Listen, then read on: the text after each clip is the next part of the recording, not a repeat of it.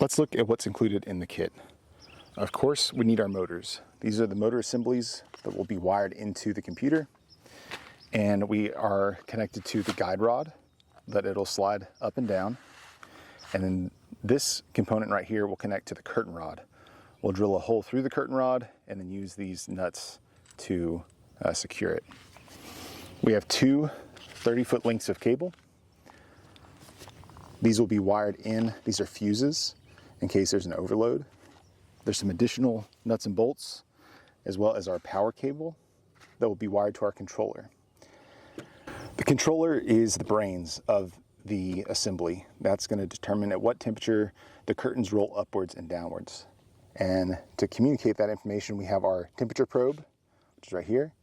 And this kit actually comes with a rain probe as well. So you can put this on the outside of the tunnel, and when it starts raining, it'll close up the tunnel as well. We'll have to attach these wires together with our wire twist to connect them, and then we'll hold all the wires in place with zip ties. The tools required for this process are pretty easy. You'll need various sets of sockets in order to tighten the bolts that are included in the kit, your electrician's pliers so you can strip the wires and cut the wires, and then a drill to drill through the hipboard to run a couple of our wires. You may also need a bandsaw to cut the end of the curtain rod clamp flush. In order to loosen and tighten the terminals, you will also need a large Phillips head screwdriver and a small flathead screwdriver. So typically our tunnel kits come with a crimped end at which we attach our manual crank. And in this case, we actually need to cut off this crimp. And I generally leave a couple feet sticking out, and then I can cut back to where I want to put my motor, which is about 6 inches from the tunnel itself. So I'll use my bandsaw or my pipe cutter to cut right there and attach my motor assembly. And I'll put my guide rod, which is also included with the kit, made of 3/4 inch electrical conduit through the motor assembly. Also included are our 3/4 inch electrical conduit guides. They slide through the motor assembly. So that's what keeps the whole thing running up and down smoothly. So one of the first things we're gonna do is go ahead and open up our box. May not have mentioned earlier, but we'd also need a small screwdriver. So here we have our controller. This is where we're gonna attach our power and our probes. So let's go ahead and wire this up. All right, so we're gonna go ahead and run the power on the far left, the blue and the brown cable. Those will go into the first two terminals. And then we're gonna run our motor wires here. Go and trim these back a little bit. Put one here. And these tend to be a little bit thicker than the other cables. And so what I usually wind up doing is doing a probe wire and a motor wire through each of these openings. So I'll go ahead and add a probe wire and a motor wire. So I can just slide that nut on there, and the same thing on the other side. We'll first run it through this nut, then we'll run it through this opening here, and that'll help keep the dust and the bugs out. So that's motor one and the temperature probe. And then we'll go ahead and do the other probe, which is our rainwater probe. And take our other motor wire, trim that back just a bit, twist those off, move the nut.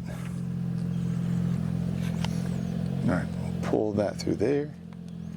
So we've got our probe and a motor wire. The hard part, trying to get it through here. There we go. So first we're tightening down that blue wire and then the brown wire. And then on the motors, it doesn't matter which wire you start off with, because what's gonna wind up happening is, depending on which way the motor is rotating, whether it's making the curtain rotate inward or outward, you may have to switch these wires around. And there's not really a way that I found of knowing until you get assembling. But we're gonna go ahead and just wire it with the neutral first. All right. We're gonna do the same thing on this one.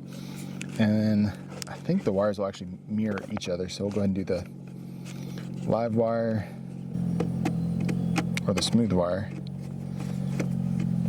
next, and then the one with the 3 lines. So they're mirrored to each other on the terminals.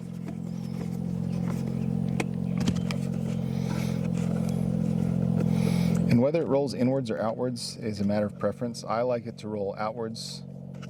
So our first one is our temperature probe. I'm just going to smash that down in there. And again, it doesn't matter which wire you use first. They're not even marked as such.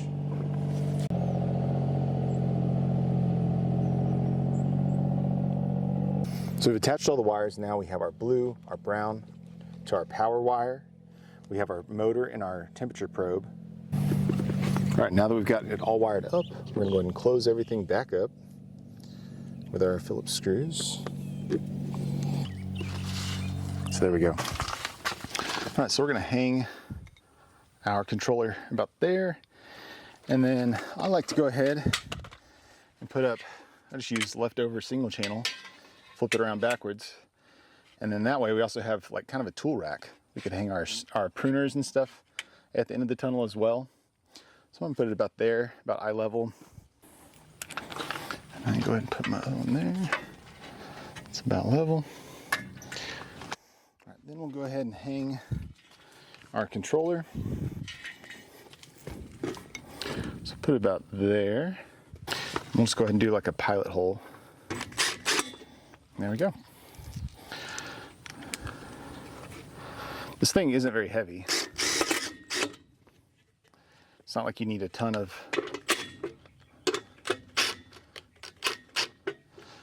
support on this, but it is nice to have at the end of the tunnel kind of somewhere where you can hang your other tools as well. So I'll just put in a screw down there as well. And then that right there.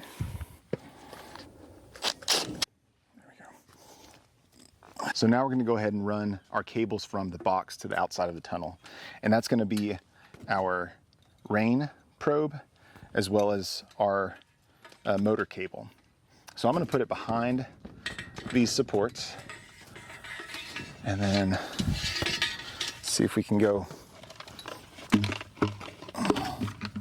up and over this right here. There we go. And then I'm going to secure all this with zip ties at the end. We just want to make sure our cables are out of the way and aren't going to get caught up in anything. So what I did on the outside of the tunnel is I removed a little bit of the wiggle wire to where I can reach the outside. So it's just opened up right here in the corner. And I can pass that through. And this will go to our motor. And then we'll go ahead and get our rain probe. So open that up. I'm going to save that zip tie so I can kind of bundle the excess at the end. But we're going to do the same thing with this probe as well. So we'll kind of tuck it behind these others, just making it all look nice and neat. Put it behind that one. And we'll run it right alongside our motor cable. So it'll go up. It'll go over the truss. And then we'll go right outside the tunnel. There we go. So we'll go ahead and clean this up with some zip ties, do some cable management over here. Make this look really nice. And there we go. That's one side. The other side, we're just going to run up and over the door frame. All right. So we have our temperature probe here. And for that, I'm just going to stick it about right there. I'll probably go on this side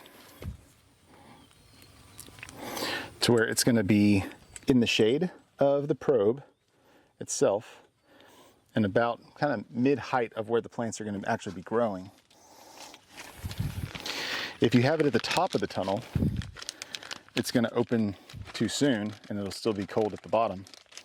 If you have it on the ground, then anything you're trellising is going to wind up being up in that hot air. So right in the middle, about 4 feet off the ground, is usually a good spot for it. And then out of direct sunlight is also going to be helpful. So the probe is right here underneath the actual computer itself. There we go. So that's the easy one.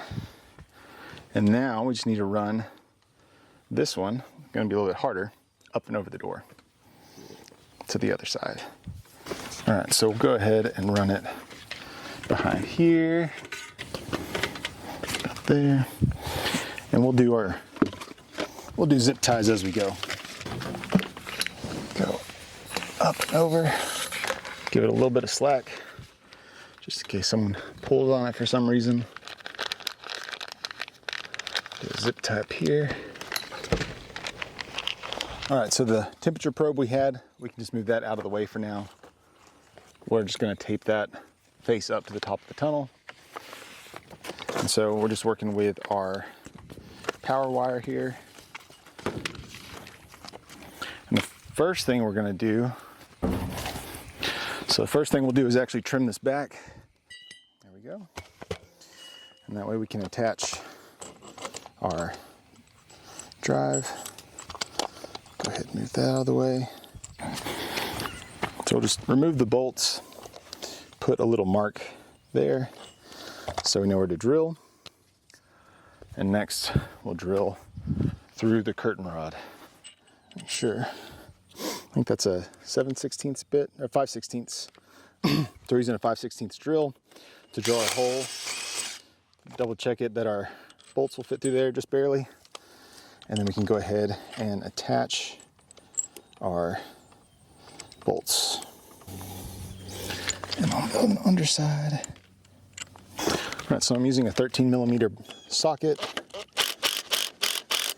to make sure that's nice and secure. And what size is that? 10, 11. Oh. Yeah. Now I'm just going to make sure that this other bolt is tightened, and it's a 10mm socket. All right. It's quite a thing. All right. I have my motor where I want it to go. I'm going to put it on the inside of the tunnel just so it's less likely that someone's going to, hit it with a mower or something like that.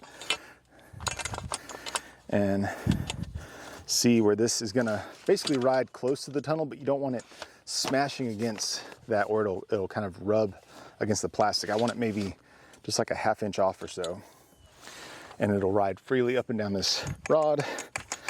So I'll go ahead and get it started best we can, and then use the sledgehammer to drive it in. Of course, there's going to be a rock right there. There we go. So that'll get it started. And I'm going to drive this thing about 2 feet into the ground. So it's an 8-foot pole, and I want it to be maybe just a foot taller than my hip boards. All right, there we go. All right, so now we're going to connect the motor. So it should be at least 5 foot long up to your hip board, but we're going to give it a little bit of slack. So we're going to cut our cable coming out of the tunnel let's do a foot of slack, and then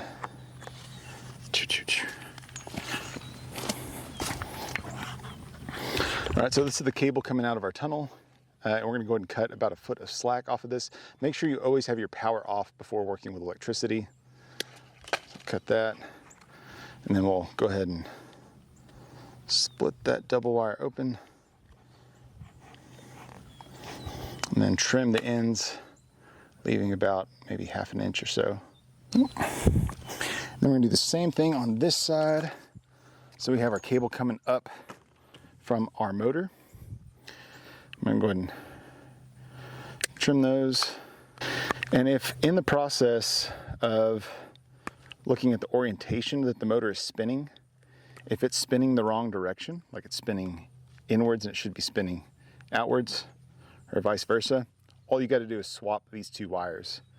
So we're going to go ahead and put a connector on one side. This will keep the union of these two wires protected from the elements with this little connector that's included. All right, and then we're just going to connect the two wires. I find it best to just do trial and error, because there's so many complicating factors of like which direction the motor is facing, whether this post is to the inside or the outside, so the left-handed or right-handed motor, and then how you wire the inside. There's a lot of factors. I just go ahead and turn it on, and then if it's going the wrong way, I swap these two wires, and that's the easiest way I found to do it. So connect all that, and when you tighten it, it makes it a waterproof seal. And that joint is, or that connection of those wires is tucked behind the plastic too. So now we're going to connect the power and test it out. So connect the power. So from my little test, I do have them backwards, so I'm going to make that swap real quick. And I could tell because whenever I hit the open button, which means it should be going upwards, it was rolling outwards. It was rolling clockwise, looking down the length of the tunnel. So I'm going to swap that around real quick. All right, so we're going to go the green wire to the stripes, or to our banded wire, and then our smooth wire to the red wire. Tuck that all in. That should be it. Now when I hit open, it'll roll counterclockwise and go up. So now it's in motion, it's rolling up, it has the right orientation. We're going to use this dial to control when it stops and starts. So it has a bit of a countdown. You push in and then twist, and it's counting down to 0. And we want it to reach 0 right as it reaches the top of the hip board. So this is a bit of a tedious process. We want to replicate the same thing for the bottom. Whenever it hits the bottom, we want it to stop right when it's in level with the baseboard. And that's going to be our controller. Then we'll work on the inside temperature controllers of when that process starts and stops. So now it's in motion. We're going to use these controllers here to control when it should stop, when it reaches maximum height, and when it should stop when it reaches the baseboard. So there's a dial here, and they can kind of see a countdown to 0, and when it reaches 0, it stops. So we want it to keep going until we get about a foot underneath the base, the hip board here. So it kind of tucks underneath this extra foot of plastic that we've given it, which is going to be kind of nice. It'll help shed the rain on the outside of the roll-up curtain. So I can see that far end is getting pretty close. This one's getting pretty close. So we're going to put this almost at 0 and about right there. And now we'll hit, so now that both sides are open, we're going to hit close and repeat the same process. We want to make sure they both close right at the bottom. So now we're going to control the bottom dial, and it is getting pretty close to 0. And when it does, it'll stop. We're going to keep going until we make sure we got a good seal. Rain probe, we're just going to hang on the outside of the tunnel with like a little twist tie, just to keep that face up. As water hits that probe, it'll activate the tunnel to close the curtains. So when it's not set to auto and it's on manual, we're going to open or stop open, close or stop close. To set it, we'll hold set. Yep. There you go. And it'll go between closed temperature, you can go up and down. I'm doing 12 degrees Fahrenheit, which is just over 50 degrees. And the open temperature will go until it hits the actual temp, which is, it's flashing 23, and that's about 75 degrees. And so we'll go ahead and set, and then hit auto. And now it's on auto.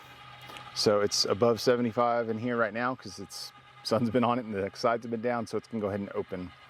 If you also need to, this will measure humidity.